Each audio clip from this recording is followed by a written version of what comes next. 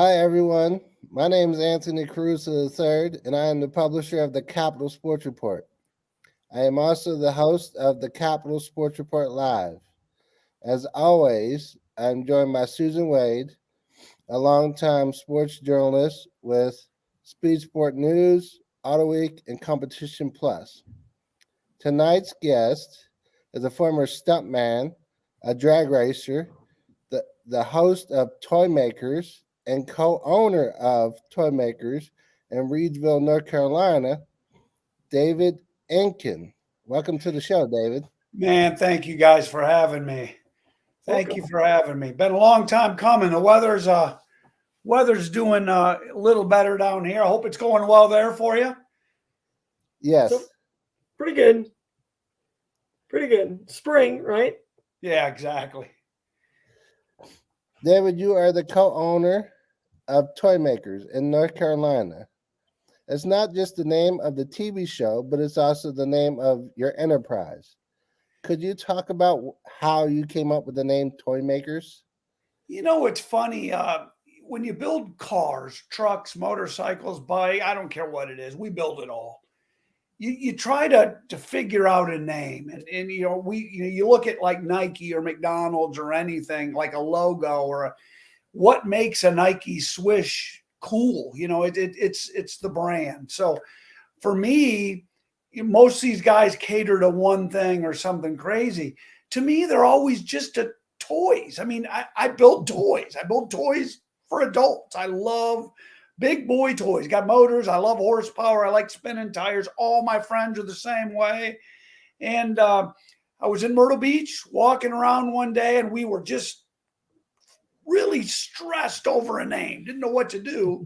And I walked up on this cool little shop that built little bitty car toys. And you could build the toy that you wanted to bring home to your kid, remote control or push around. It was called Reidsville. And I with a Z. And I started looking at it. I'm thinking, I went and built a little toy for Braden. He was real small, just a baby. And I thought, you know what? ToyMakerz. We build toys, except for big boys.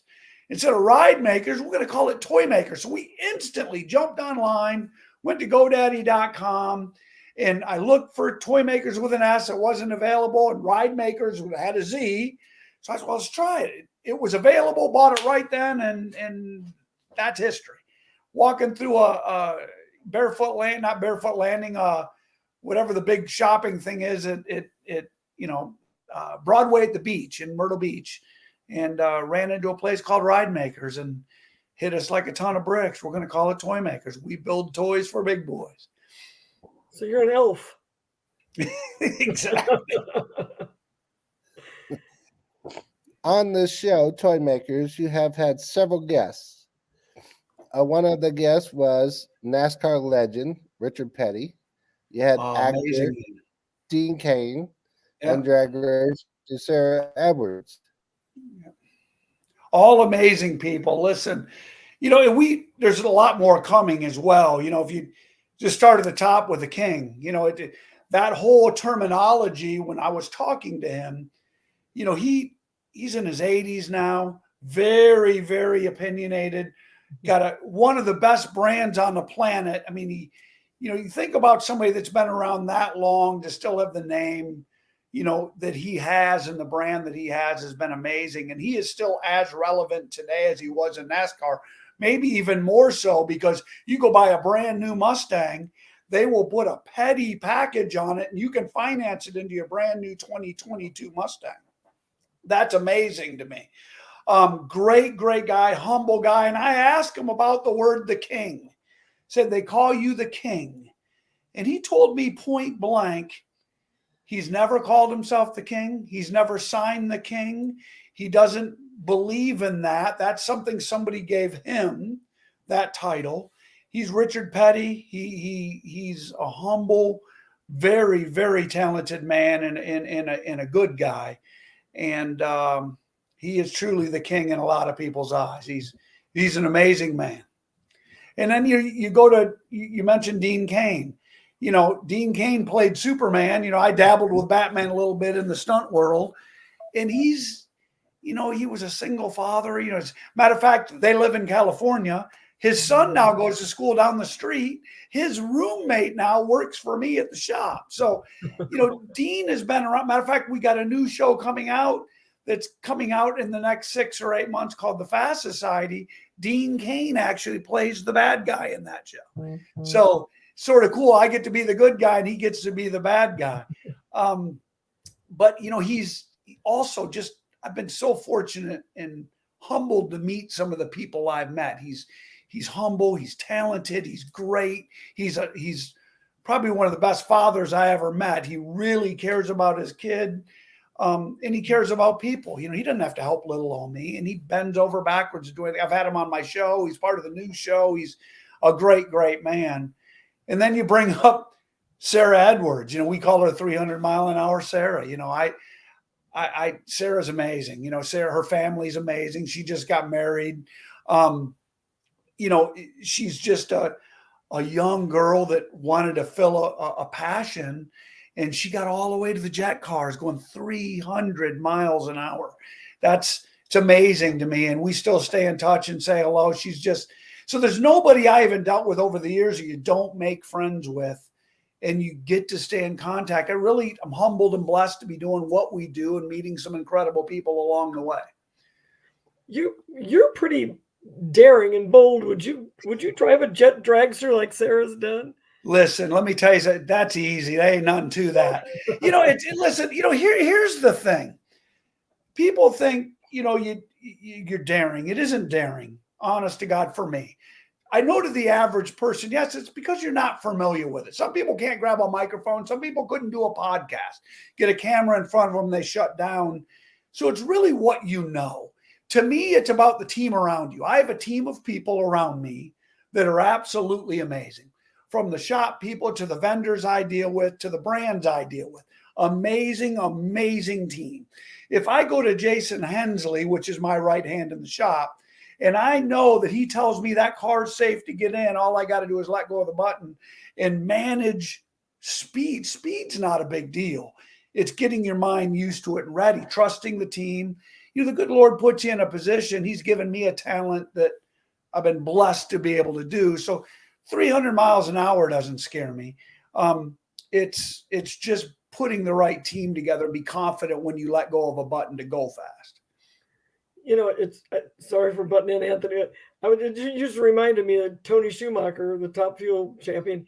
Yep. He said, somebody asked him, what's it like to launch, a 300 plus mile an hour car? And he said, it's like sitting at a stoplight and a Mack truck comes up behind you and hits you going 100 miles an hour and knocks you 100 feet in a second. And he said, the only difference is I'm expecting it and you're not. I use that exact analogy. When you take I got this new car we just built for season 4, the finale car. When I let go of the button and you look at the graph, the first movement on the graph, it's got a G meter in the car. Mm-hmm. It goes from 0 to 3 Gs. Instantly, okay, from the let go of the button. You're sitting at a traffic light, you get hit with a Mack truck, but the difference, Schumacher goes through the same thing. We all do. The car then starts to pull, and it pulls harder and harder and harder. You don't get hit, and then it slows down. For my car, it's almost 4 seconds where it pulls hard. You're actually pulling harder at the finish line than you are the starting line. Oh. Then when you pull the parachutes, it's 3 or 4 Gs the opposite way, and you get all bruised up. I mean, it's no joke, but at the same time, it's an exhilarating rush. It's no different than people that go skiing or mountain biking or jumping or whatever you happen to be doing, or monster trucking. I don't care what it is. And you always want more. You need a little more. You need a little more. But surrounding yourself with the right people gives you the confidence to do it, not even worry about it. I mean, it's not I just think it's how I was raised. I mean, I'm an old man now. I've done it since I was walking. I mean, I've been on a motorcycle since I was 3. So not a big deal. Oh, I wouldn't do that stuff without a box of Depends. Maybe that's as a sponsor. Most of my cars have passenger seats. I'll put you in one. Okay. I'll take you up on that. You're in. All right. David, could you also talk about your business partner, David Young. Yeah, He's David Young is an amazing. and David Young is an amazing man. I met him. He was involved with another company, and God, he's in his middle 70s now. Been very successful his whole life. I think all of us are just trying to become him. You know, I mean, because he's been very successful. He doesn't need little old us, but you know, he's a man that, you know, it's almost like he's reliving his childhood because he lived a very serious professional life his whole life. So, but he's a guy that, you know, it's nice to have somebody I can turn to. And I love to build cars. I'm good at building cars. That's what we do. I've surrounded myself. Everybody in my shop's good at what we do. But to be able to turn to David Young, what I horrible at is the business side. I don't want to deal with contracts and people and you know, that's David Young. He's done it his whole life. He's good at it. And, you know, it's a match made in heaven because he's a guy that understands that side. And he's probably the most intelligent man I've ever met. I mean, he can read something. He can read an instruction manual, and he can go back to the page and the paragraph on that and tell you what it said. I read something and I scan through it. If it's got a couple pictures, great. I throw it down. I'll figure out how to put it together. But he's an amazing man, and I couldn't be here without him. You know, the two of us we really accent each other well. So big plus for me. You know, you've designed and built cars that some people have called eccentric, which is a weird word, but they're exotic for sure. You know, we could talk about a lot of them, but let's start with the Beast. You know, it's funny that most of my one-off cars, I do one-off car a year where they don't start as an OEM car. Most guys in my shoes, they do what they call OEM cars. They take a Camaro, a Mustang, a Dodge, whatever they happen to be building. They start from something and rebuild that, build it cooler, faster, neater, bigger, badder. The Beast was truly a one-off design, you know, that we were involved in. Matter of fact, David Young had part of a business called The Invader. That was one of the companies. So in doing that, I took that basic model and said I was going to make it with four wheels, going to build it with over 1,000 horsepower, and we're going to build it and make it really nasty and really. Everybody said it wouldn't work. Said you can't do it, you know, because the car, the motor, transmission, and rear end are all coupled together. So it's built like a swing arm car in the back. It's very narrow. It's only 64 inches wide. But the front's 83 inches wide. So it's really wide in the front. And I'm telling you, there's no body roll. It's great in the mountains. It's blistering fast. You know, it's got suicide doors, but it's all one-off stuff. So again, we build one-off car a year. That happened to be one that was at SEMA, won the People's Choice Awards that year at SEMA. And just an amazing, amazing ride. But that's one of many that we've done. And still, matter of fact, I almost took it to lunch today. It's a fun car to drive, and it will mess up a McDonald's drive-through, I promise you. You took it to the gas station I saw on one of. Dude, I take it out all the time. It's. I wish, you know, the problem is somebody yelled at me today because I don't take enough videos or pictures. We're entrenched in what we do. What we do every day. I don't think to get a camera out. That particular day, somebody was sitting down there and videoed me coming across and brought it in to get fuel, and I asked him to send me the video. But you know, in the big scheme of things, it's no big deal to us. It's what we do. So I need to take more of those. You know, it's, but you know, our stuff, everything is a license plate. Everything is driven on the street. Everything is played with. Even our stuff that's race car fast, it has a license plate on it, and I drive it to the racetrack if I feel like it. You know, so we have a good time. I love that. My husband he's a finance director at a place in Seattle Bellevue that has, you know, all the exotics and stuff. Yeah. And the Aston Martins and the Lotuses and beautiful stuff. Yeah. Every crazy stuff in between. I don't know if you've ever heard of Park Place, but I'd be driving those things. What's the point of having it if you can't enjoy it? Well, you know, you bring up that's my motto. You know, my whole life, I love going to the racetrack. I go all the time. But if I'm going to spend a couple $100,000 on a car, and then you got to wait for a nice weekend, You got to pay somebody to use their facility. You have to wait in line to get on the racetrack. That's cool, but it isn't me. I want to put a license plate on. I want to drive it to lunch. I want to go pick Braden up at school. I want to do everyday things. That's why we build it. And then if I want to go to the racetrack, I'll go pay somebody to go. I'll go wait in line. I'll go cut some laps. But I want a license plate on it, and I want to beat the snot out of it. We don't build paperweights. I have a team of people that builds really nice cars that go fast. I love that. Do you worry about it? Do you worry about it on the street? Like if you take it to lunch, do you worry that when you're inside the restaurant that something's going to happen to it, or that?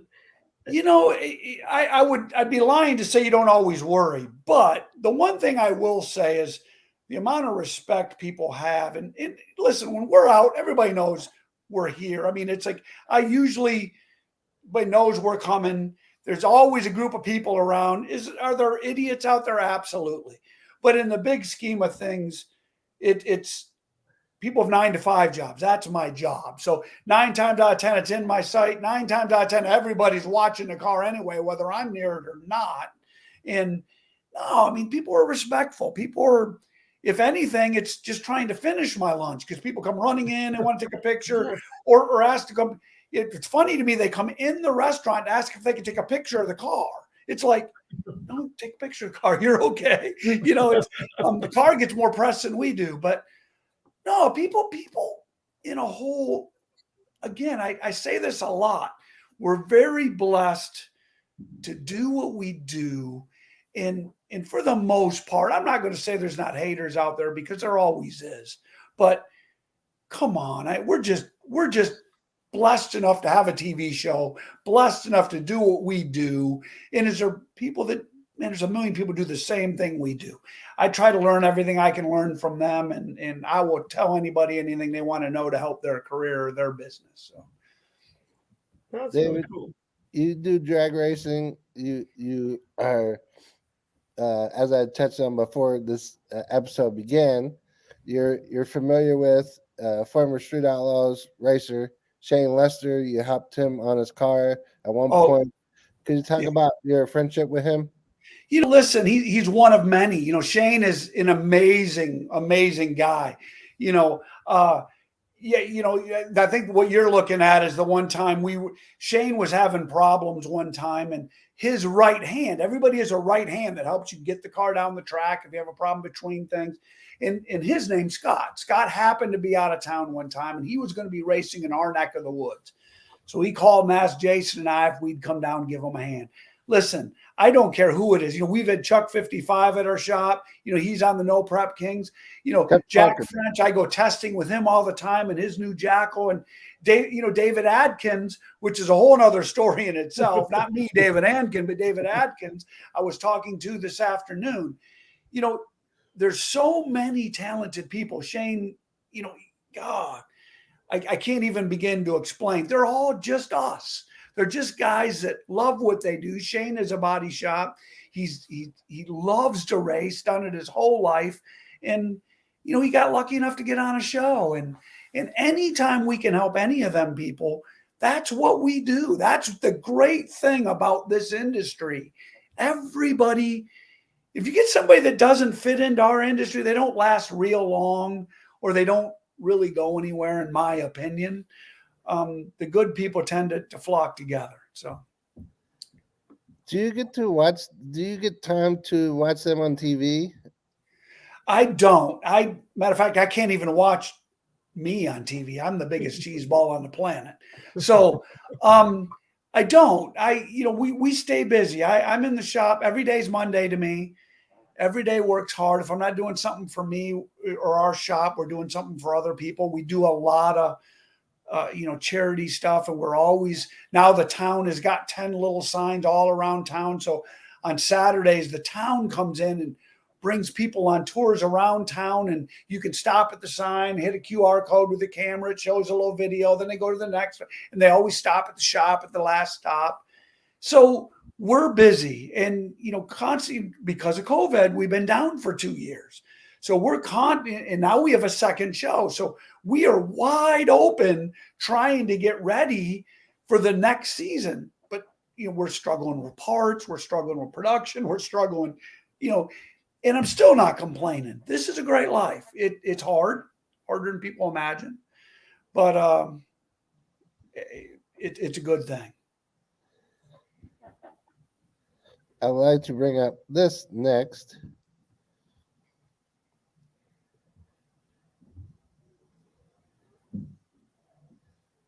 Did I lose you?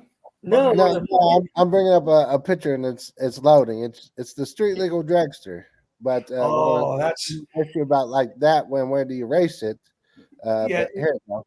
There you go. Yeah. there you go. That in reality, if it wasn't for COVID, nobody would see this car yet. This is actually hasn't been aired yet. Normally, we would hide this car till after the airing. Because of COVID, I was dead in the middle of filming this episode. So you can't have a 3,000 horsepower street car ready to go to the racetrack and not bring it to the racetrack. So we've been playing with this car, and this car's bad, fast, and legitimately has 3,000 horsepower at the rear tires. It is blinkers, cup holders, cell phone chargers. I mean, this car is two-seater front engine dragster from the 60s that we made from scratch, throwback to the 60s, to a front engine dragster. And this thing is absolutely insane. And everybody thinks the Beast is insane. This car right here, holy cow, triple the horsepower of the Beast. It's a fun car to drive. You guys get to see how fast this goes. What's that? Are you allowed to say how fast this goes? You know, I'm going to keep the final numbers to ourselves, but it does all of it. So it's arguably, well, I'll tell you what, we're going to be the fastest street car on the planet if I got to change it 15 million times. It's arguably going to be one of the fastest street cars on the planet. And that's saying something because there's guys out there, like Tom Bailey is bad, fast. There's so many guys that are bad, fast that build beautiful cars and follow a set of rules. This car here's got street tires, DOT tires. It's got everything, and we run it. And, I drive it to Piedmont. It ain't no big deal. It's 20 minutes away, make a few laps and come home. The car's fast. But more importantly, it's all hand built right here in the shop. I mean, the chassis, the body, every inch of the car, it's a beautiful piece. It's a twin turbo from Precision. Nesbitt did a big block for it. It's got Holly and Mickey Thompson and Shannon Davis. It's got Pro Torque. And I mean, I could go on and on and on. This car is absolutely, it's the nicest street car I've ever driven, and it's bad fast. Where do you race these days when you do have a chance to race? Well, realistically, every track on a play, everybody's looking for business. So I have an advantage that, the city of Reidsville gave me 2 police cars to do police chases and do stuff like that for filming. So I can call the city and close the city streets down and play if I want to. But in the big scheme of things, if you're not on camera and you want to go fast, I prefer to be in a nice closed environment. So, you look at that shot right there. I believe that was Piedmont. And that's 20 minutes from my shop. So, we got VMP, got Galat, we got Piedmont. We go down to South Georgia all the time. There's all these incredible tracks that are within, let's say the most is 400 or 500 miles. Most of them are within a couple hours. And we unload, have a ball, hang out with all the boys that are racing, go fast, put it back in the box. You go out to dinner and go home the next day. So everybody, there's not a weekend out there I couldn't find a track to go play on. And if I want to go play in the city streets, I'll bring some cameras and let's shut some streets down and go race Kane. So last year at Shady Side Dragway in North Carolina, you raced a familiar name from the NHRA, Lyle Barnett, in the Battle of the Bottles. Yeah, let me tell you. Your facts are off a little. Lyle Barnett is actually a hero of mine. Great guy, and he is one of the baddest drivers on the planet. Matter of fact, he's racing pro mods this last year, and he's killing it. And he won. Yeah. So, he's killing it. He's winning everything. So we had a friendly call out, me and Lyle. Okay. And just so happened it rained and the race never happened. So wow. we haven't raced. But in saying that, man, to beat Lyle, he's fast, but he drives one of the baddest cars on the planet in his world. And the car we called out is called Beer Money. And Beer Money is a fun little car.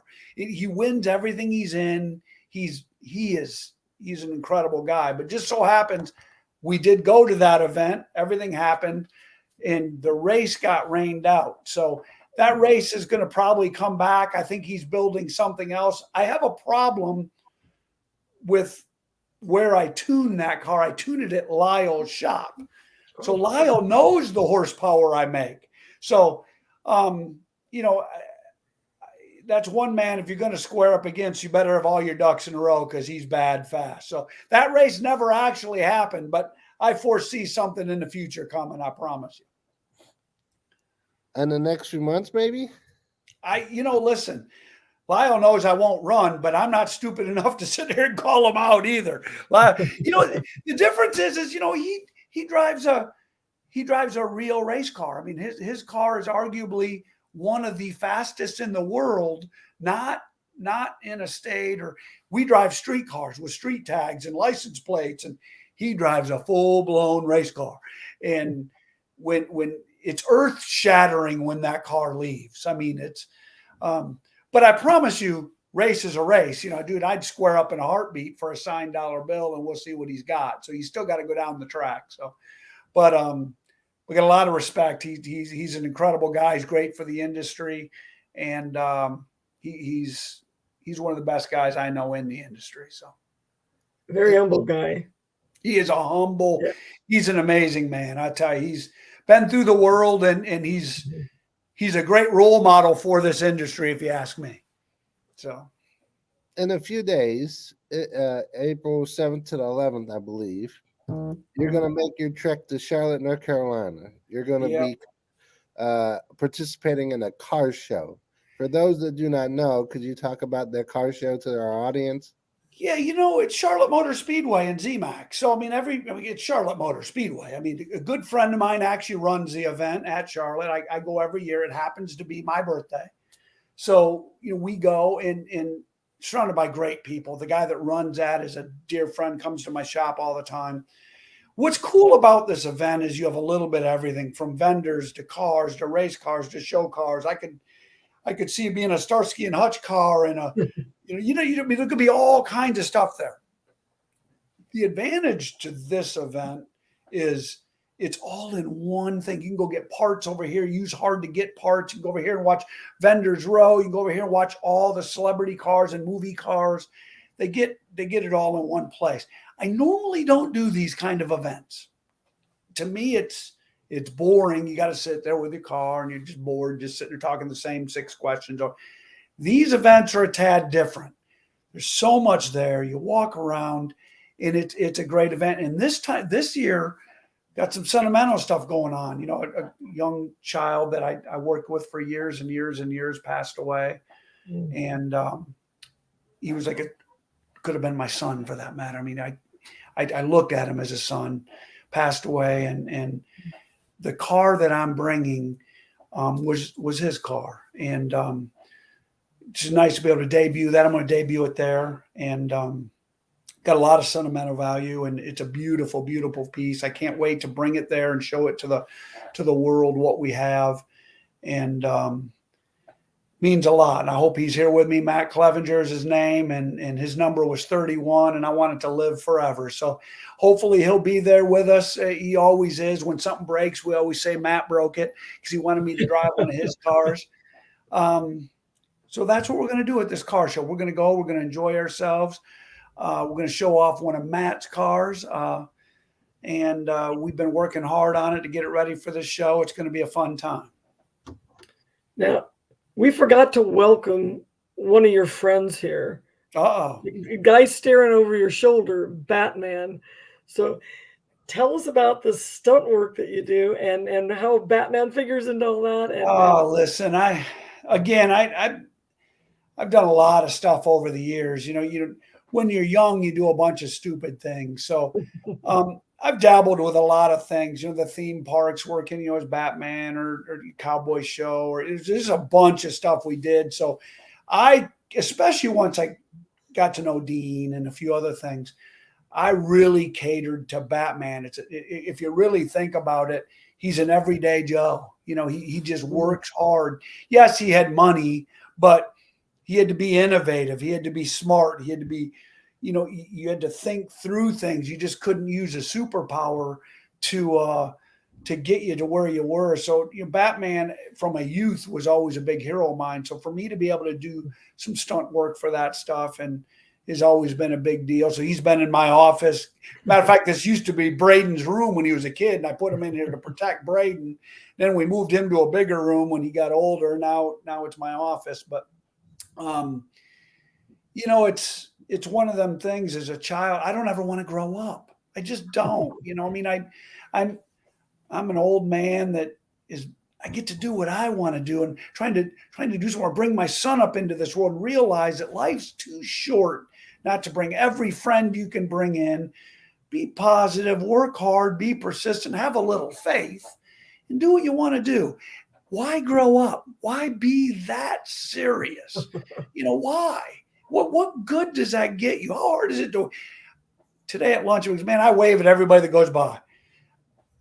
What does that hurt? You make somebody might be having a bad day, wave back. I don't know. I'm a big kid. Batman's my hero. And Dean, if you're watching, Batman did beat him up in the movies. So but that's that friendliness. That's your Midwest upbringing. That's what it is. Well, I've been fortunate to be surrounded by the right people for a long time, and that's truly the secret to success in my mind. Surround yourselves with the right people. Realize it's okay to fail. You have to fail to succeed. I mean, if you don't fail, you don't learn anything. You can't win a race without losing a couple. You have to fail. You have to be okay with failing. It isn't about me. If I didn't have, whether it's my son or David Young or Ashley, or we got a new kid, JT, that's absolutely amazing. My son, I don't push him. He don't care about TV. He could care less. But man, I tell you, Jason in the shop, my right hand, the guy that runs my shop, is almost Braden's idol. I mean, it's like, and that's important to me. Right now we're doing an airplane in my shop right now, and I'm not heading the project up. Ashley's heading the project up. Jason's over working on one of the other cars. Ashley's heading the project up. That's cool to watch somebody take that and really get excited and get passionate about it. I love that. We got kids and schools, and man, that's what this is about. And it isn't an upbringing, it's a lifestyle. That's what our industry is. The car industry is a lifestyle. If you don't love the industry, you got to love the lifestyle. You got to love man, I don't care. I could be racing you heads up tomorrow, and if you break and you need a part, I'm going to give you that part because I don't want to beat you that way. And if you beat me, you're the better man today. But I promise you ain't beating me next week. Well, other drag racing teams do that. Actually, they're always willing to help one another. You're just securing what I'm saying. It is truly the guys that are truly competitive, that truly love this work. You don't do it for the money. You do it for the lifestyle, for the love of what you do. I don't care. Listen, I can hate the guy, but I want to beat him fair and square. I always respect the guy. There's guys in this industry I want to pound in the ground. Even if I don't like them, I truly respect them.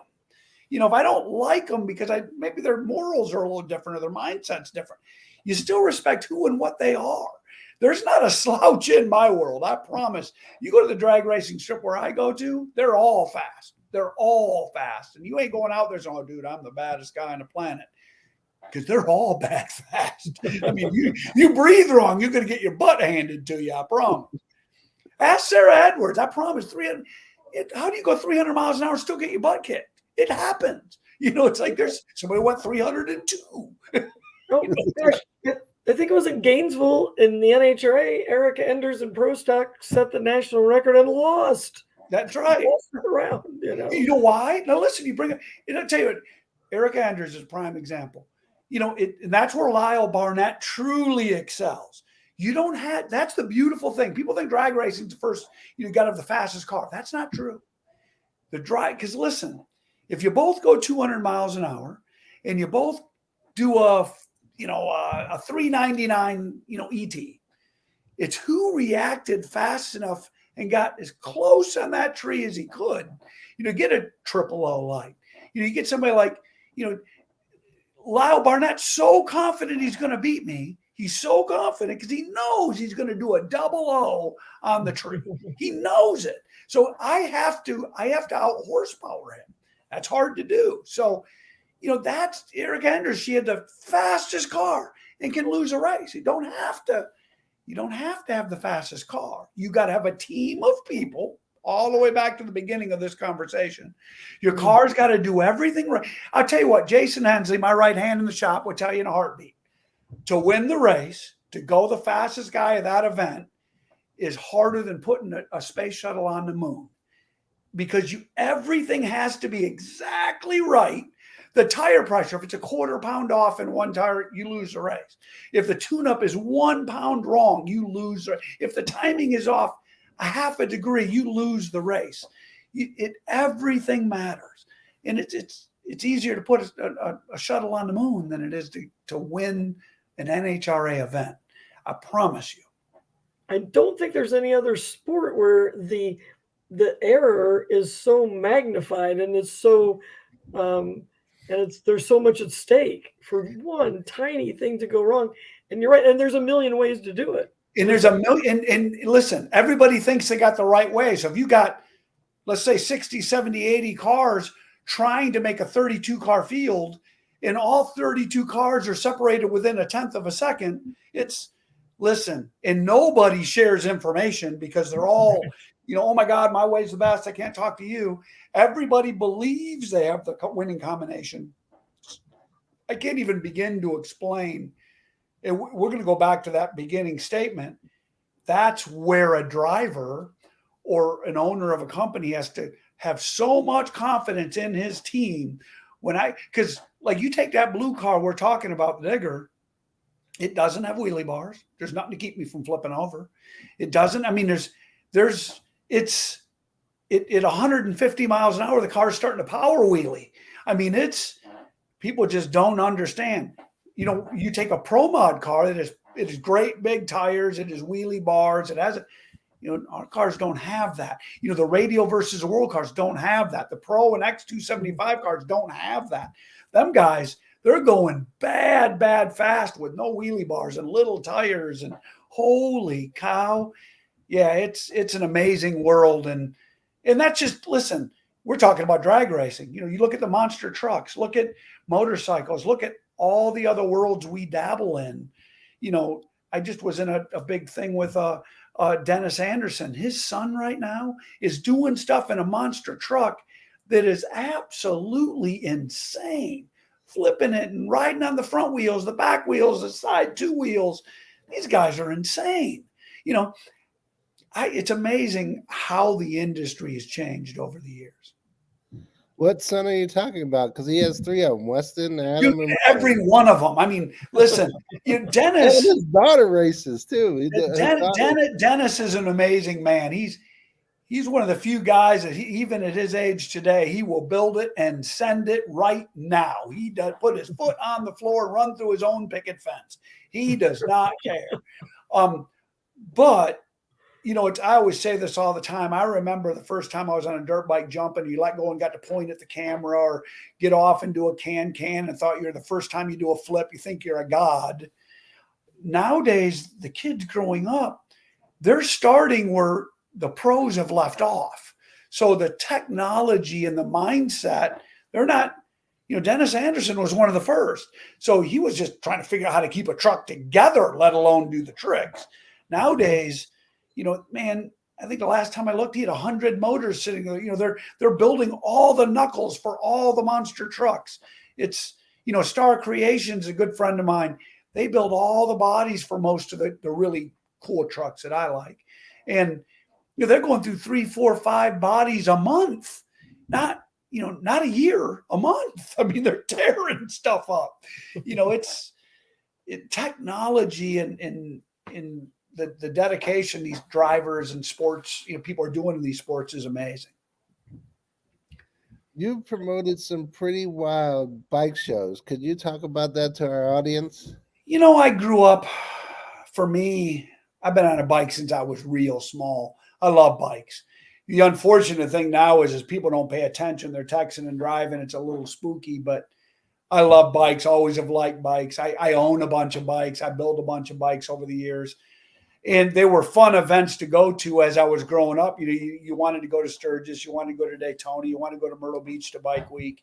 You build a bike, you go there, and it's like debuting a new toy. You show up on a bike, and you're oohing and on, and everybody's oohing and on. And it's what you grow up doing. All my friends were in that world, and most of us that were in the car world liked bikes. If you were in the bike world, you liked cars. And, for me, as I got older, I've just learned to enjoy a car. I used to really cater to bikes a lot. As I got older, I like to put my son in it. I like to put, and be comfortable driving around waving and not worrying, about somebody texting and driving and running India. But I still love the industry. I've done it a long time. I've been involved with it a long time. And matter of fact, I just missed Daytona, and it's the first time in a long time. I didn't go to Daytona Bike Week this year. So, but that was just like a week or two ago, right? Yeah. And my phone was blowing up. I just couldn't get out. I mean, matter of fact, I almost was struggling to get here. I was so buried at the shop as, man, I got to go because it's a 40-minute drive to get here to make sure I made this. So, it's back then I didn't have responsibilities. I didn't have obligations. So now I pick and choose. I will always stay in the bike world. I love it. I got great friends in the bike world. And I still love, matter of fact, I'm building a new Hayabusa right now. I said this the last Hayabusa I built. Done building crotch rockets because I'm old. But I'm building a new Hayabusa because I can. Because I don't want to give up my youth. I don't know. But so I'm working with Robert Fisher over at Roaring Toys, and we got some parts coming, and I'm going to build one. It's going to be my last hurrah on a crotch rocket, and I'll get rid of my other crotch rocket, and I'll keep this one. I don't know. But well, speaking of bikes, I saw a picture with you and what was that, Paul Tuttle in one of your pictures. Yeah, and again, they're from the chopper world, and I got a lot of respect for a lot of them guys. I'm a Matt Hotch fan. Way back in the day, probably in my opinion, one of the best bike builders on the planet. David Perowitz, Billy Lane, all them guys. I know them all. They're really good people.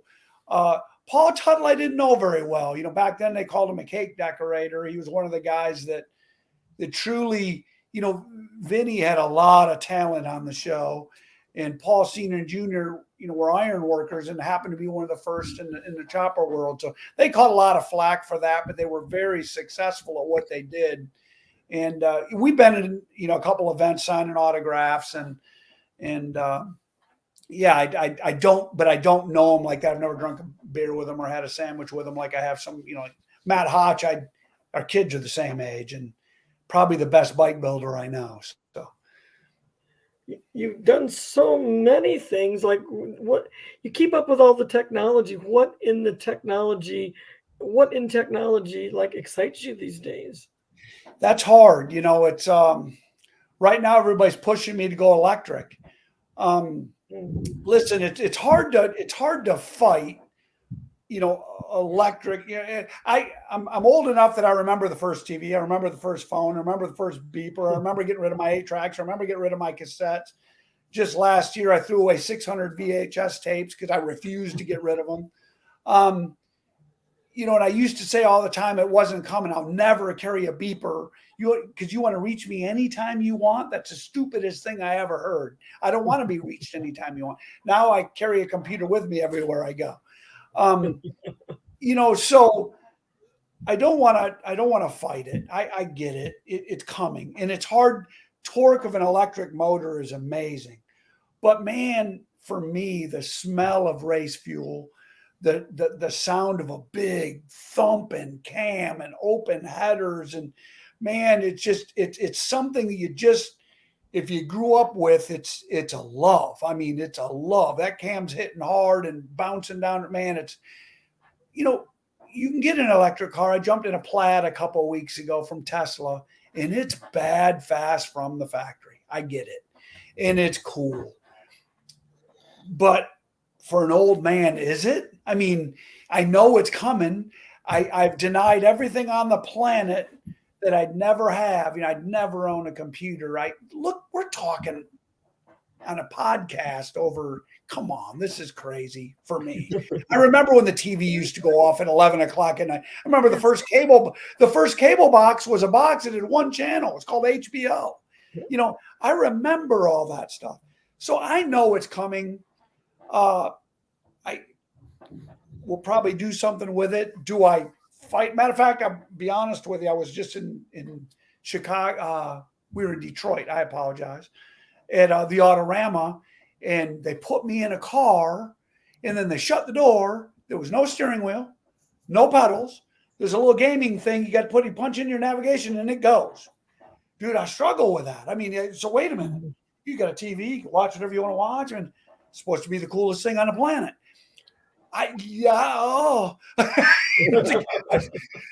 Listen, I get it. I don't want to say, it's funny too. I don't want to say that isn't going to happen, because everything I said wasn't going to happen happened. Maybe this will happen, so this won't happen. But I get it. The youth of today is different. Technology's grown. I'm glad I'm old enough that I won't see the big changes. I want to hold a steering wheel in my hands. I want to control the gas pedal. If I have a choice, if you build an electric car and it's bad fast, I want to shoe it, but I want to hear the big thumping cam. I want to see flames coming out of the thing when you hit the nitrous button. I want all of that.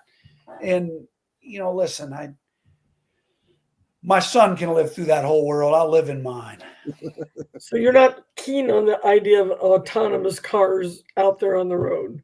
I deal with technology every day.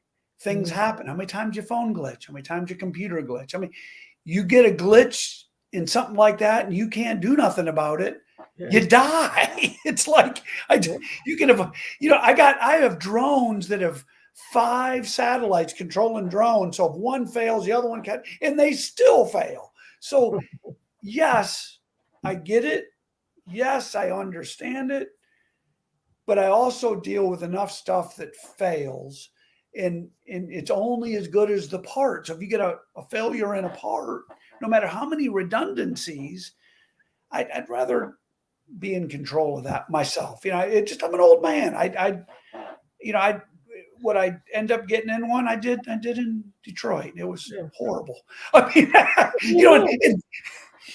I agree with you. I think so many people just can't wrap their head around the not being able to control something. The reason a lot of people like to drive somewhere instead of flying somewhere is because they can control it. That's and right. When you take that element away, the Indianapolis Motor Speedway did it back in October, and I think Las Vegas Motor Speedway has had an autonomous race as well. I haven't gotten to see them, but the track operator at Seattle said, I don't want to see that. I want to see autonomous cars racing against cars with drivers. Now that would be interesting. And that wouldn't it? Yeah, it's for me, again, we're all the way back to the very beginning of this conversation. For me, it's about that team of people. If you take out the element of little bitty thing, now, I guess you could still have remote control cars are that way. Put a little headset, you can race remotely, or my drone pilot is absolutely amazing. He put it on, he can go anywhere, and they race drones. I get it. But when the fear of dying, or the exhilaration, you're that far from the wall and you're sideways and the tires are breaking loose. When you take that out and there's no fear because you're over here using your thumbs, it's like a video game. I can't play it. I've got one of the coolest, baddest, sims on the planet. GTR just sent us, the guys at SB Tools just gave us a new simulator for my son. My son loves this. My son's been wanting it. So he worked a great deal and purchased his simulator from SB Tools. And it's real racing at real tracks around the world. And I struggle with playing it because there's no fear of getting hurt. And same thing with racing, and but my son loves it. All the kids love it. And that's how their youth of today is jumping on the simulators to go IndyCar racing. All these drivers are getting on them to learn. And you don't have to tear anything up. But that's vicarious living. That's not really living, right? I understand a track owner's position or a car owner's position. He can teach that kid to learn the track. He can teach him the fundamentals of braking and accelerating and understanding truly what the car is going to do. But that exhilaration of coming into a wall at 200 miles an hour and making the corner, you can't teach. It only happens when it's in real life, so. And again, I'm an old man, so what do I know? So, well, that's only scary if you're not supposed to be drifting, right? Exactly. Well, if you're going to go fast, you have to be on the edge, out of control all the time, and be comfortable on that edge, or you're not going to win. If you're in control and you're not, every time you're at that wall and you think, "Oh, I made this nice and easy," you're going real slow. Every time you're coming to the wall, it's sketchy. Every single time. You're just comfortable that your car is going to stay there, comfortable in what your product is, comfortable in the car that you built and the team put it together. So you don't fear it, you respect it. David, what's your favorite build or project? Is it? Haven't built it yet. Okay. They're all my favorite when I'm doing it. Every one of them. Right now, it happens to be the blue car, the Digger. It's absolutely amazing, and it's bad fast. It's in the fact that it does so well on the drag strip and the street. It's amazing, amazing car. But I'm this little 32 I'm doing, with the memory of Matt Clevenger, as simple as it is. It's a beautiful real steel body 32. I'm also doing an episode based around a 73, Trans Am that he had. In it, the sentimental value of driving it and experiencing it and really putting my hands on some old school stuff that maybe isn't so fast. Maybe I'm getting old and sentimental in my old age, but they're all amazing in a lot of ways, if that makes sense. Just don't say you're old, because I'm old enough to be your big sister. Well, old is a state of mind. There ain't a 30-year-old on the planet I'm scared of. So it's learning to appreciate what I have, where I'm going, where I've been, how I can help other people get to where we're going. I'd like to say I'm experienced. I don't make as many stupid decisions. I'm still full of stupid decisions, but maybe old is the wrong word. I'm experienced. I got some gray going on everywhere. But that's what they say, and I got a lot of it apparently. But I wear it with a badge of honor. I mean, I'm telling you, my father has been a hero of mine my whole life. He's again one of the best, fabricators I ever met, and grew up loving it. My grandfather worked for Packard and Studebaker. It's been in my life a long time. And for me to even be sitting here in a podcast like this is humbling more than anything else. And it's because of the years and the people I've surrounded myself with. Before we go on, we have a special guest. Guys. Hi, Miss Sarah. How are you? Good. How are you? I'm doing good. How's married life treating you? It's good. No I'm sorry. complaints. Yeah. What's that? No complaints. No complaints. That's good. Well, it's early yet. You got to get a couple years in before you get. Sarah, could you talk about going on David's show, the show that you were on? ToyMakerz. It was so much fun. We went down to North Carolina to his shop, and we not joke, but we say that was like our best trip we've ever had because we had so much fun.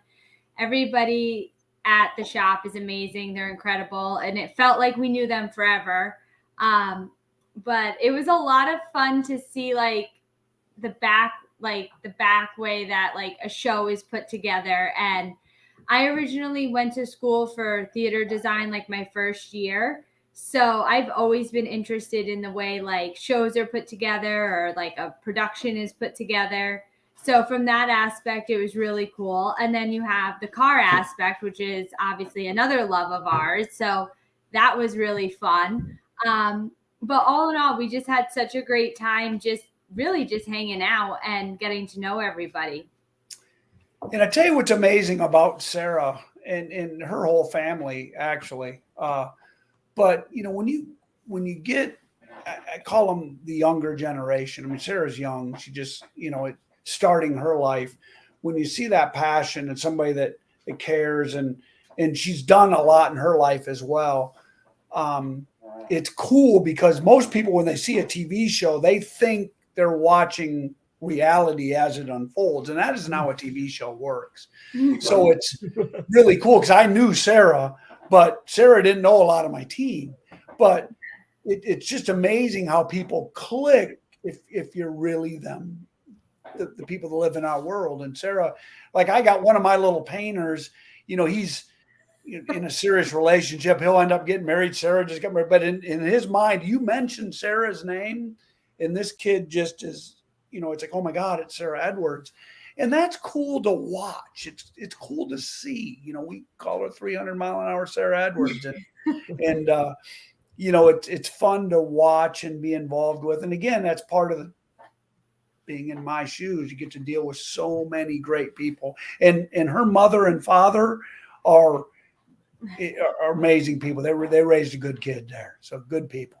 Thank you. Yeah, no, I mean, honestly, like with David and his whole team, what you see is what you get. They're just completely authentic, genuine, good people. And when he says he surrounds himself with good people, everybody, like, you know, whether they're in the shop or out of the shop, and I've met them at PRI or SEMA, everybody that David is around are good people.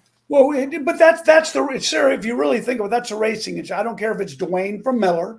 You know, Right. It doesn't matter what brand if you're you know Joe, you know Tommy, you know Pro Torque, or you're dealing with. It doesn't matter who you're dealing with.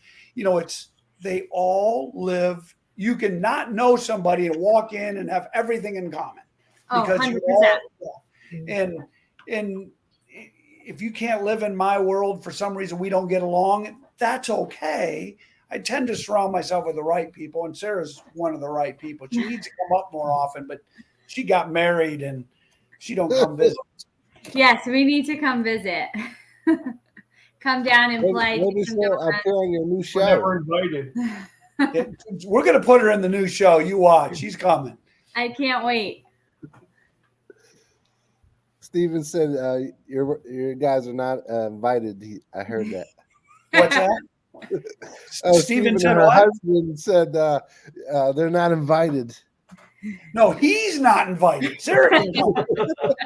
See, I beat him a Actually, couple times, and that's it. Tell you what, Steven's a lucky man. You know, it's funny to watch because usually when I look at these relationships over the years, the man's always the guy in the front and the girl's in the back. Not in Sarah's. Listen, Steven's a better man than most men. She runs that family. Boom. I know. And he sits in the back and just he knows it's true. I promise you. He's a good guy, and I'm glad to see them two. Man, finally nice get him hitched and Finally. Finally. He took forever. 10 years. Whoa. David told me to wait. Don't put me in the hot water. It was all his fault. Man, Steven, get on camera so we can see you. No, it's okay. I'm not the star. did you shower? Jump in there. He Yeah, did. She didn't shower. She didn't even do her makeup for me. What's going No, on? I didn't do anything. I just jumped see in. that. I showed her a week Very ago. I thought you'd be gray by now. How long you been married? Oh no, he's It's been getting there. It's been a couple months. Been a couple months. like Already starting to August. lose your hair. You see that? Yeah, see? Hey, That's what Yeah. happens. Steve, I've been married in this coming month, in April, I'll be married 44 years to the same woman. Wow. So I think we both deserve combat pay. That's right. And you'll feel that way too, but enjoy this time while you can. Thank you. I do enjoy it. I'm lucky.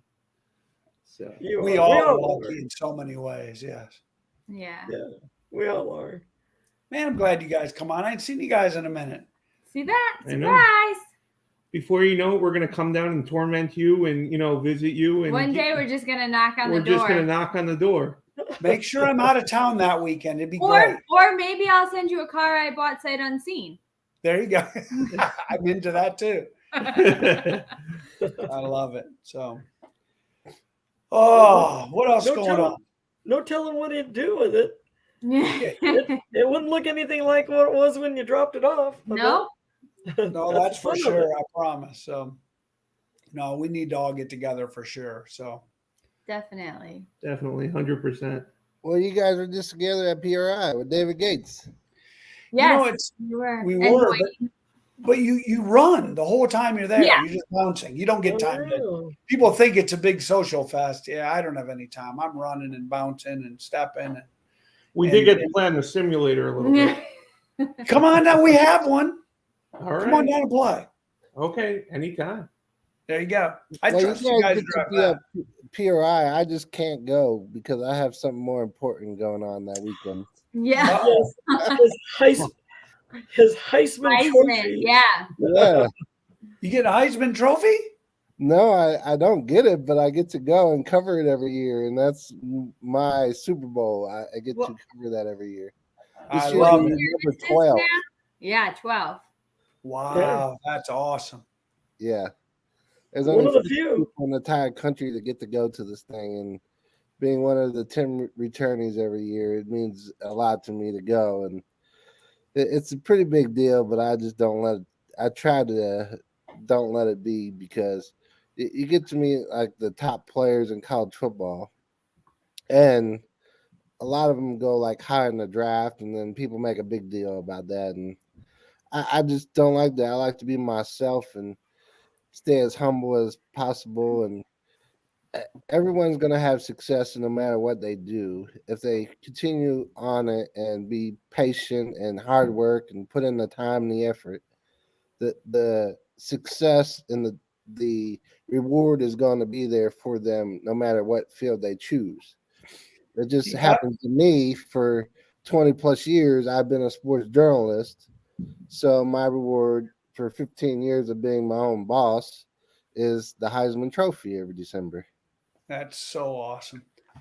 Yeah, you got to believe in nurture what the good Lord gave you to grow. And honestly, if you can do that, you've already won. So, no, that's an amazing thing. Yeah. He's very proud and very excited about that. We talk about it all the time. That's so awesome. Hey, Anthony, when you go up there to New York, do you ever ask those football players if they would go 300 miles an hour in a dragster? No, I don't. I've asked IndyCar guys, and they. Okay, let me tell you. 300 miles an hour dragster is not scary, but line up across one of them 300-pound football players. And let them hit you. No, I ain't doing it. But I jump in a dragster. Yeah. And I guarantee you they definitely wouldn't jump in a dragster. That's exactly right. It all comes down to if you ask a top fuel driver if they would jump in a jet car, they think you're absolutely insane. Yep, with the exception of like Tony Schumacher, who's driven a jet car. But other than that, or a top alcohol driver, if you say like, oh, would you ever have aspirations to drive a jet car? They're like, are you crazy? Even Nitro Harley guys have come up to me at events and said, you're out of your mind. And I'm like, no, I'm pretty sure you're out of your mind. You wear a steel plate on your chest. You're absolutely right. It's what you get comfortable with. Yeah. I love it. So, well, Sarah, it's not even just driving. And I asked some IndyCar guys, would you like to drive a top fuel dragster or a funny car? And Townsend Bell said he's friends with the Capses. Ron and John Caps, and he said they put me in the middle of the cars when they're launching. He said I never felt so violated in my life. Which was a Where great we probably feel that's the best feeling. Yeah, that's exactly right. Yeah. You know, it, like I said, it comes down to what you're comfortable with. You know, it's, you do what you do and you get comfortable with it. You trust the team around you. You know, you can't do it without a good team of people and the trust that you jump into a car that you believe is right. You know, when you believe in your mind, that's half the battle. You know, if nobody wants to get into something and it not be right, because then you get hurt and you don't want to be there, you know?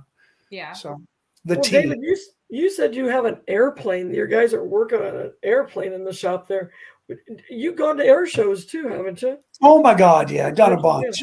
This one's a little bit different. This is a little different. The town came to us. They're building a park for these kids, and they found a plane, and they want us to redo this plane as decorative for the kids. And I'm excited for the guys and girls in shop. You know, it's like I said, Jason's over working on the Go Fast cars, and Ashley, listen to this. I don't know if you heard this, sir. Ashley's doing this plane and got JT as help, and Braden's going to come help her.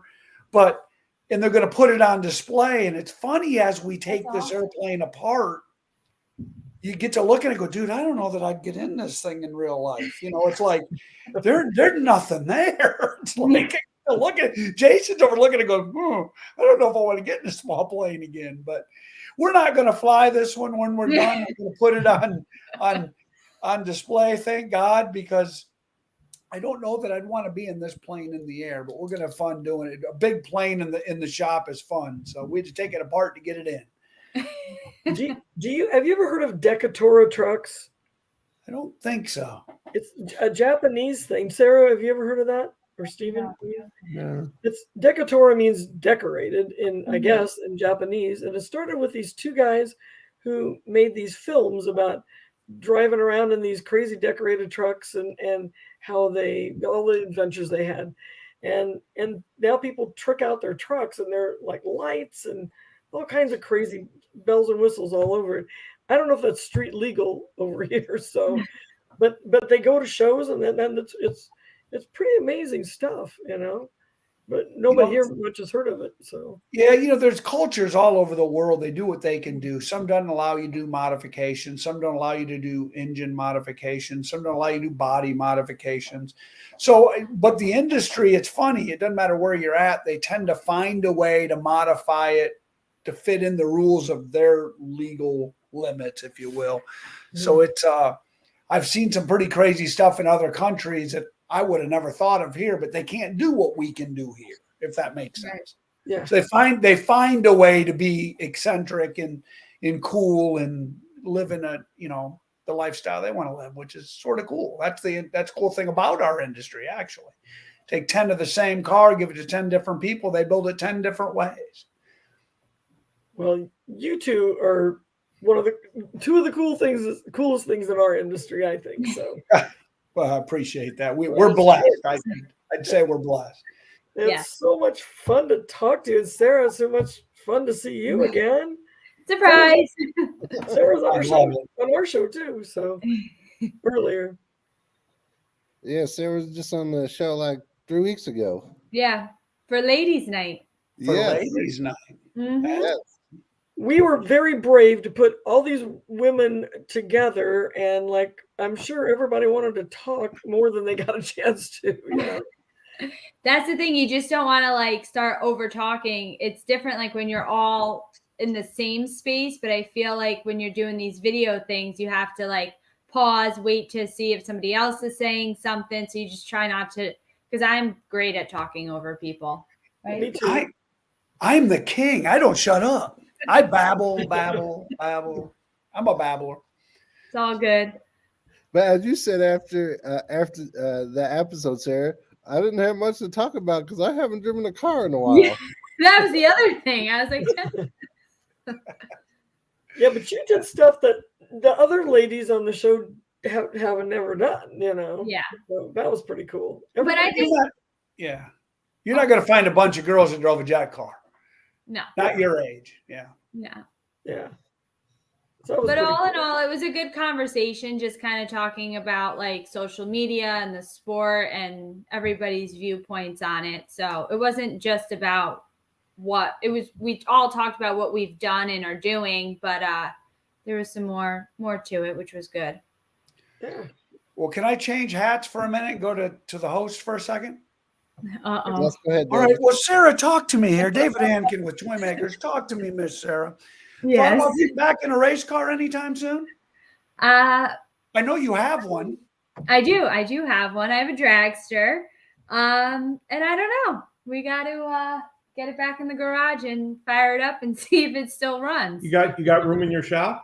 Listen, whatever we got to do, you guys got to get back on the racetrack. It'd be nice to have a little grudge racing going on. We could have with some Braden fun. and his dragster. That's right, because That would be Braden's cool. building a dragster right He is. now. All So, on his own. I see a grudge race coming.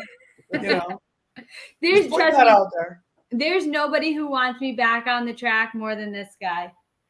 That's all he wants is for me to race. What do you think I'm talking to you for? He called me before the show, said, "Hey, talk to Sarah. Get her back in her car." He goes, "Can you stop calling me?"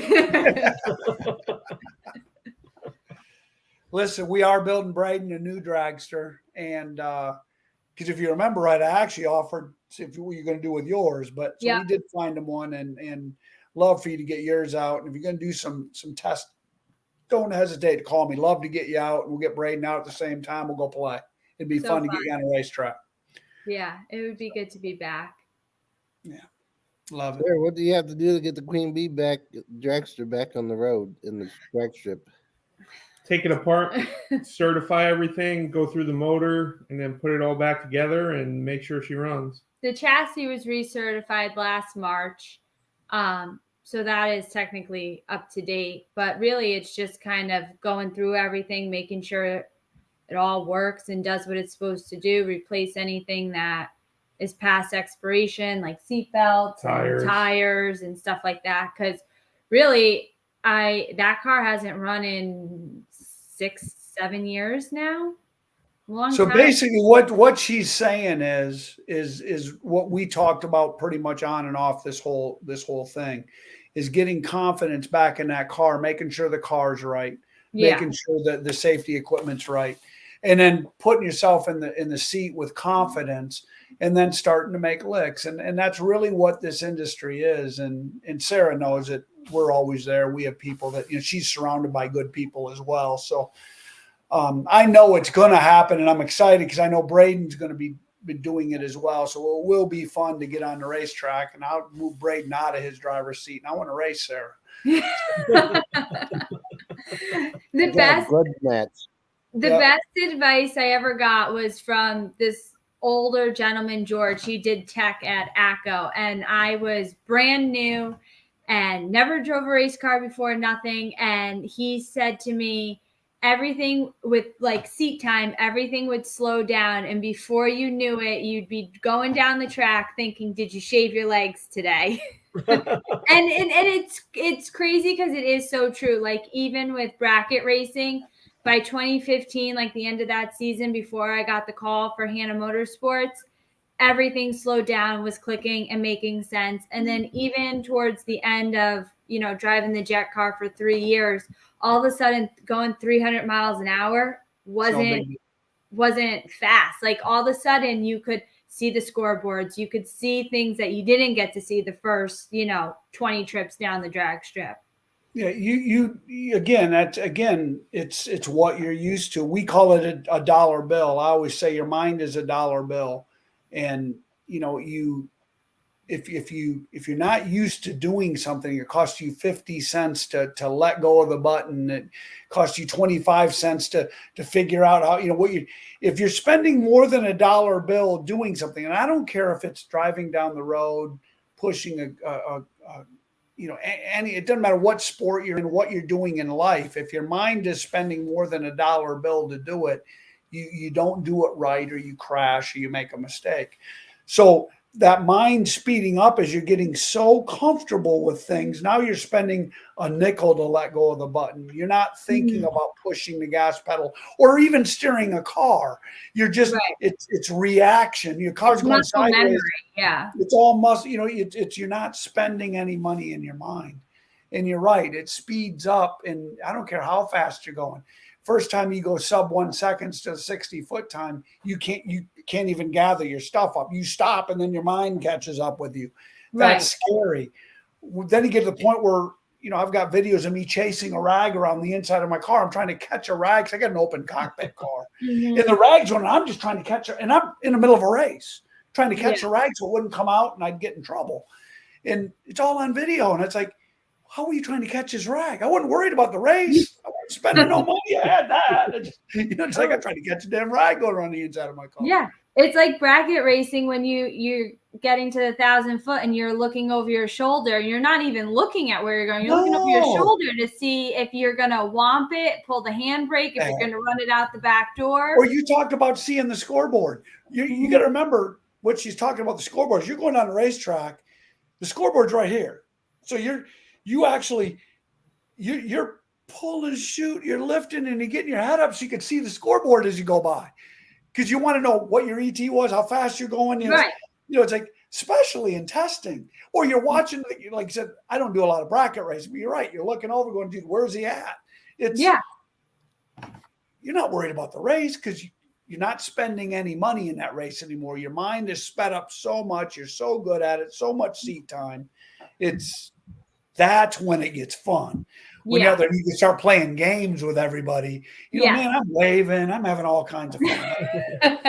Hey, if it makes you feel any better, I saw a thing on Twitter, I think it was yesterday, of somebody put it on there of Dick Trickle sitting in his NASCAR car, his stock car, smoking a cigarette. Like, again, who does that? It's seat time. It's the only thing that will matter. I am so comfortable doing what we do is if one of my teammates, if Ashley doesn't get something just right or Braden doesn't, we have a sequence of events that have to happen before I go down the strip. If Jason's backing me up into the beams, like one time I heard him go, oh, F. And I'm looking I can't hear it. I'm in a car and I'm backing up and I'm going, what do you mean? You know, I saw the words. So I'm like, what's going on? I'm panicking. He goes, oh, it's fine. Pull him forward. I panicked. I wanted to shut the car off. What's going on? What's wrong? Because usually it's not. He's confident. He's pointing. I got out of the car. I was so mad. He goes, well, everything was fine. You were just over that far in the thing. And I wanted you, but you made it. I thought I was majorly wrong. You can't do that. You know, it's like, you're like, am I going to blow up? Like, you know, it's, I go back to the right people, a little bit of faith, some perseverance. Sarah said it earlier, you know, make sure you have the seat time. I don't care what it is. Speed doesn't scare me. I don't care what kind of vehicle it is. But now you go sit in front of a 300-pound lineman in football. I ain't doing it. You know, I don't have no seat time. I can't get away from him. He gonna hurt me. I know how to outrun him. Yeah, exactly. I wouldn't go that way. Yeah, turn around. That's right. That's right. That's funny. What does scare you? Well, I mean, other than that, I mean, you're not going to go up against those linemen. What does? I mean, fire. I guess fire would. No, not at all. None of that stuff. High falls. I'm not scared of any of that. I've been in that business a long time. I think what scares me right now is, I've gotten a little bit, we'll call it wiser. I want to be the best father I can be. I want to be the best man I can be. I'm trying to grow every day. I'm trying to be better every day. I'm trying to. You know, I realize that, man, this year, you know, this last year and a half, I probably lost 8 people that are younger than I am just all kinds of reasons. Some are natural causes. I'm starting to realize that, you know, I want what's best for my son. I want what's best for the people around me. You know, I think what scares me is, you know, when I get to the pearly gates, you know, I want to know that I was the best man I could be and gave everything I had. I think that scares me is, you know, is there enough time to do what I want to do? What is the legacy? Maybe that's the wrong word. I don't know. God knows your heart. You know, I just believe that, you know, we're here for a reason and we're blessed to do what we do. And, I want to give back a little bit, and we're blessed enough to do it. So scary. I don't think there's a reason to be scared if you go in with knowledge and a little bit of experience. You don't need to be scared. You got to respect it. So I'm not scared of things. I'm more scared that I can't do everything I want to do because I'm growing every day. I'm learning every day. So I just want to be better every day. Yeah. The IHRA racer, Mark Thomas, said that he gets up every morning and he makes a list of, like, he has an agenda. He said, I put 50 million things on that list. He said, I know I'm not going to accomplish them all, but the challenge is to see how many of those things I can cross off that list by the end of the day. That's kind of a cool. I love a good list. What's that? I love a good list. Waking up, Yeah. Steve's going like this. I love having a list, being able to cross off what was accomplished, and then just kind of like ticking away at it and knowing what you have left to do, and you know where you stand with everything. I wish there was a way to tick off my list. It just doesn't check off. It just grows every day, and it does. You just scroll. Yeah. Yeah. Anthony, are you a list maker? Yes. Oh, yeah? Not for being loud, but yes. I make lists. I speak things to existence. So I feel like you gotta work to your goals and writing stuff down, and every day you get closer to that goal that you want. Yeah. Writing down your goals. I've heard that's a really. I mean, I haven't done it, but I've heard a lot of people say that really helps to write them down, put them in a drawer or something. Just so if you're uncertain about your goals, for sure. I don't think I have goals anymore. I think I have. I just want to do better. I don't care what it is. I just don't care what it is. It doesn't. I used to make sure these things, for instance, you had to go in, you had to know every question, you had to have answers. I don't even do that. I don't even care anymore. I go in, I say what I feel. I do what I feel. And I just want to think if you come from your heart and you work hard and you're persistent, you're going to be guided down a path and just embrace whatever that path is. So. Very true. Well, that's what's made this so much fun. So. David and Sarah, we have this last question for you. Well, we're going to ask it to Sarah as well. David, what's the next frontier for you? What's next for you? And Sarah, what's next for you as well, since you joined us this evening?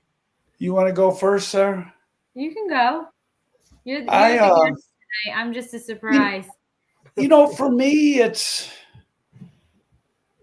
I try not to. Every time I have a plan and I know what's going to happen, it doesn't ever work out that way. I don't believe it, man. I could come up with the best laid plan and have it all figured out, and I'll walk in and it will go sideways from the minute I walk in. So I truly don't try to put a plan. I try to have faith in what's there, try to believe in what's happening, and I move forward that way. I know the new series is coming.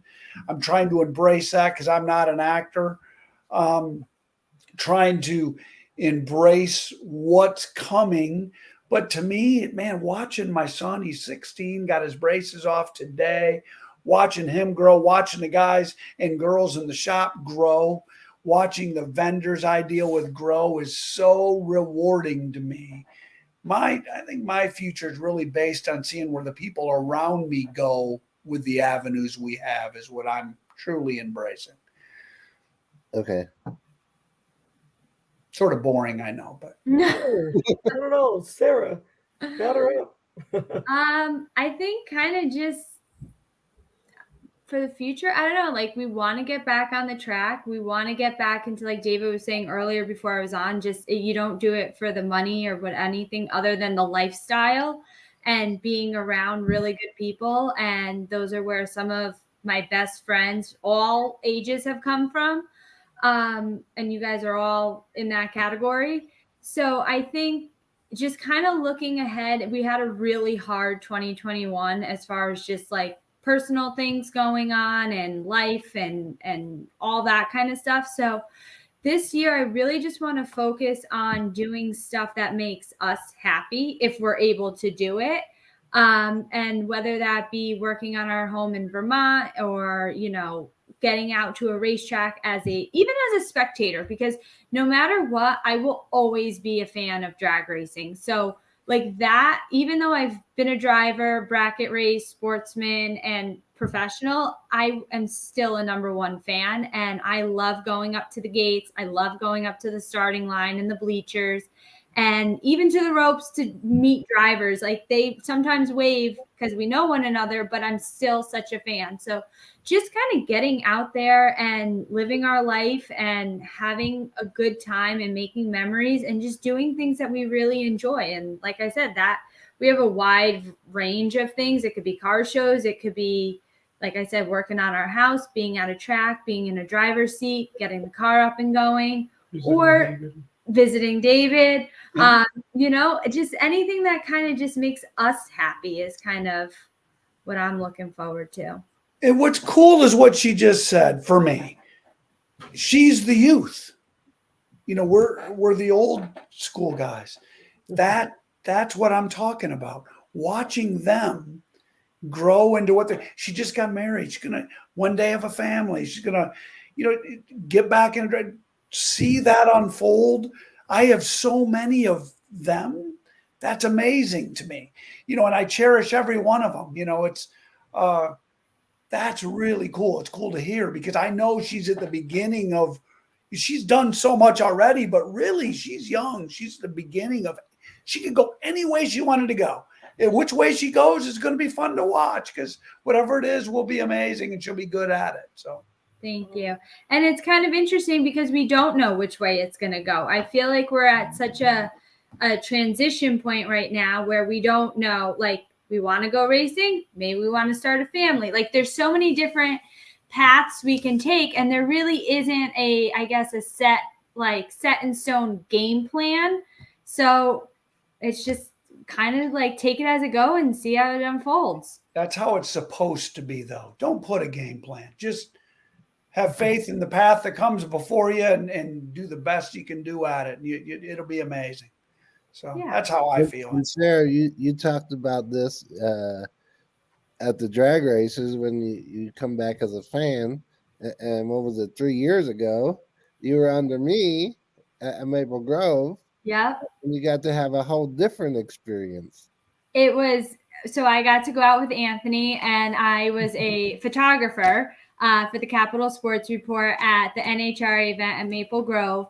And I was just so happy to be at a racetrack and doing something like that. Like I said, I don't care if I'm a driver or like I could be in the parking lot and have a good time and just be happy that I'm there.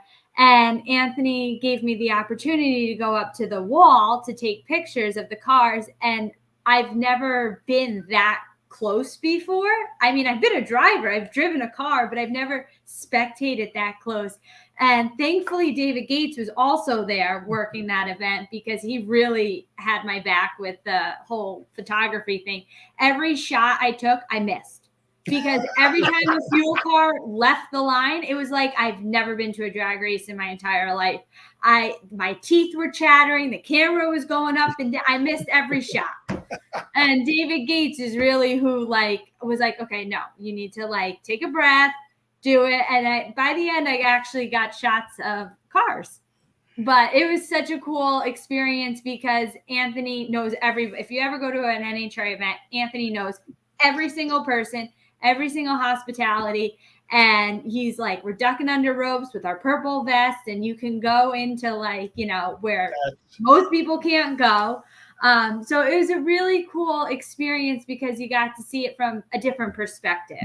And that's something that I really enjoyed and will honestly never forget. It was, quite the opportunity.